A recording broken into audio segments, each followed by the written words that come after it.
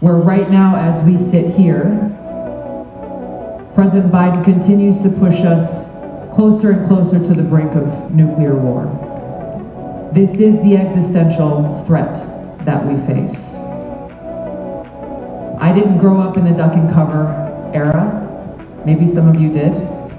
Remember having to do those drills in school? We've gotten to a place where people in the news and politicians are talking in such a cavalier way about the use of nuclear weapons, as though a nuclear war is one that can be fought and won.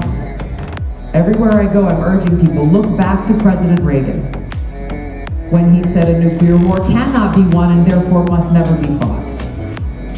Look back to President Kennedy, who exercised that leadership during the Cuban Missile Crisis, walked us back from the brink, and talked very clearly and strongly about how pursuing this path of conflict between nuclear powers can only lead to one place, and that is a collective death wish.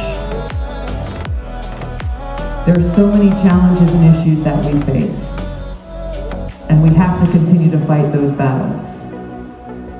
But we also have to recognize that we're in a place where next month we may not be able to have those conversations. I spoke with a gentleman last night at the event that I was speaking at, and I was advocating for leadership that can bring a negotiated, peaceful end to this war, to walk us all, yes, the American people, but the world back from the brink.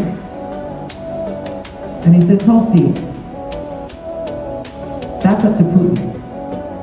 We've heard the same thing from President Biden. Anybody asks him, he says, what's the end game? What's the outcome? What's the objective here? When does this end? When do we stop sending billions of our dollars to go and fund this proxy war with Russia? What is President Biden's response every time? Well, that's up to Putin.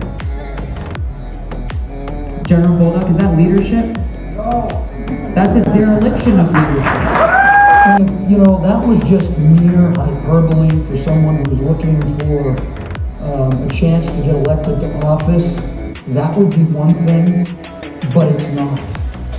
And everything that Tulsi said, I firmly agree with. And everything that Tulsi said, I firmly agree with.